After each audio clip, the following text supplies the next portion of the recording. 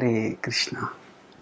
Material adversity transforms spiritual opportunity into existential necessity.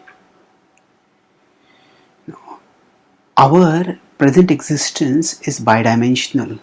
We are at our core spiritual beings, souls, who are engaged in material bodies. So our existence has both these dimensions, spiritual and material. Now, while living thus in both these dimensions, we need to recognize that we as souls who are now have human bodies, have the capacity to realize our spiritual nature and to relish the eternal joy that is inherent, that is our birthright as spiritual beings who are parts of Krishna, who is the source of all pleasure.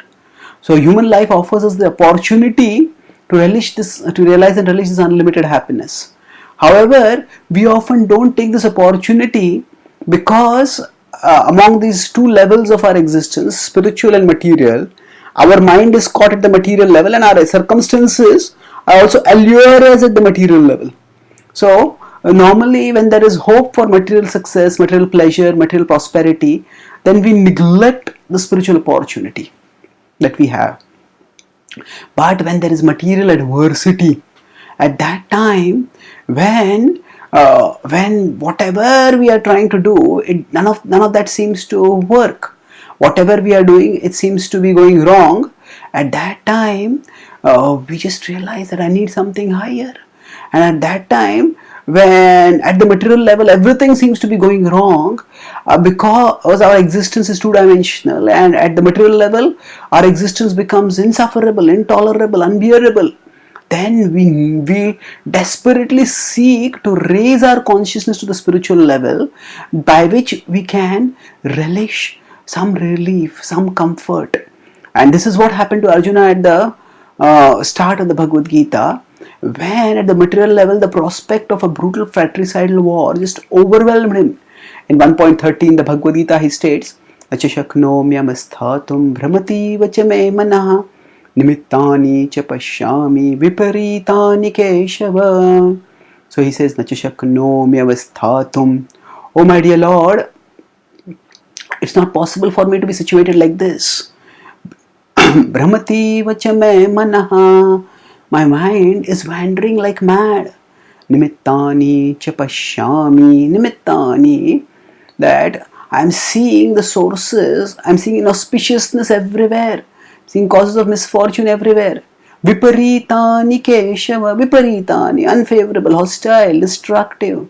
So this Gita section describes how Arjuna's bow started slipping from his hand. There was sweat, horripilation, and he was suffering a meltdown, a complete emotional and ethical meltdown, and he just didn't know what to do. So he was more or less on the chart of success that society at his time had planned out for a warrior like him.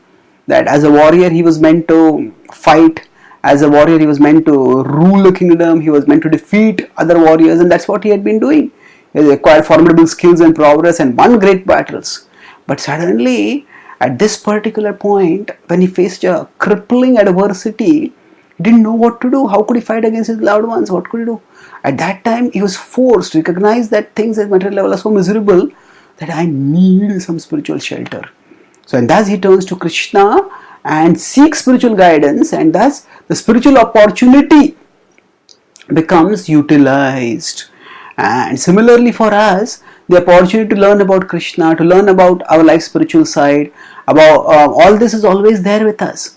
And when we don't often take this opportunity, but when there is material adversity, rather than becoming frustrated because of that adversity and becoming defeated, we can instead turn towards Krishna wholeheartedly and seek his shelter.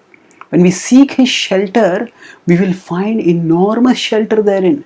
We will find that in remembering him, in loving him, in redirecting our love towards him, for even if it is for that temporary period because of the material adversity, when that becomes an existential necessity and we take shelter of Krishna, then that existential necessity gradually catapults us, elevates us so that by experiencing the shelter of Krishna, we recognize that our existence itself gets full purpose and fulfillment when it is directed towards Krishna, centered in Krishna, and sheltered in Krishna. Thank you. Hare Krishna.